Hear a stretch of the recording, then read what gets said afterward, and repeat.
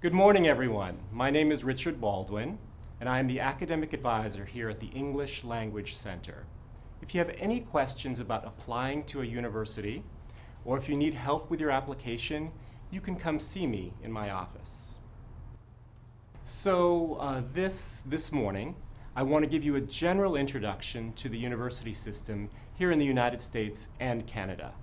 First, I'm going to tell you about 3 types of university courses.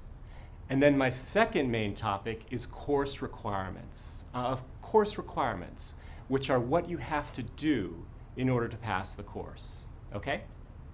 So I'll talk about those 2 topics, and then you'll have time to ask questions before we take a break, okay? All right, now as I said, first I want to tell you about 3 types of university courses. And I should explain that I'm talking about undergraduate courses now, because the system is different at the graduate level. All right, the most common type of undergraduate course is called a lecture course. Got that?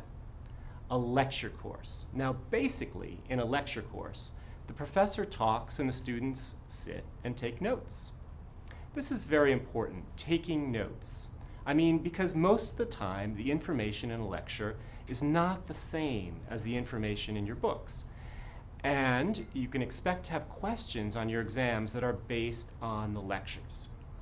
So you see, it isn't enough to just read your textbooks, as it is in some countries. In the US and Canada, the system is that you have to attend lectures. And during the lecture, you can't just sit there and listen. You have to take notes. Then later, you use the notes to study for your exams. I hope that's clear. Now, as an undergraduate in almost any major, you'll probably spend 4 to 6 hours a week attending lectures.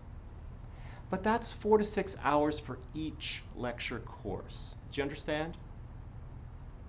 And students normally take 3 or 4 lecture courses per semester, so figure it out. You're going to spend a lot of hours each week listening to lectures. And the last thing about lecture courses is that they're often held in very large rooms, because undergraduate courses like Introduction to Psychology can have 200 or 300 students in them, especially at large universities. And so, well, what if you have a question or need help?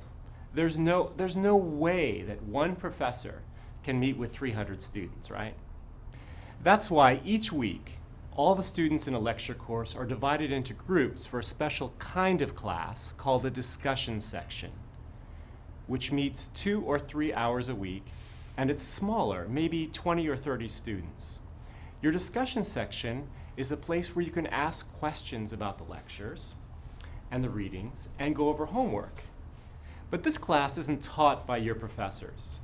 At large universities, it's taught by graduate students called teaching assistants, or TAs. Let's see, so far I've told you about lecture courses and discussion sections. The third kind of class I want to mention is especially important for science majors, and that's the lab class. Lab is short for laboratory. If your major is chemistry or physics or any kind of science, you'll have to spend several hours a week in the lab.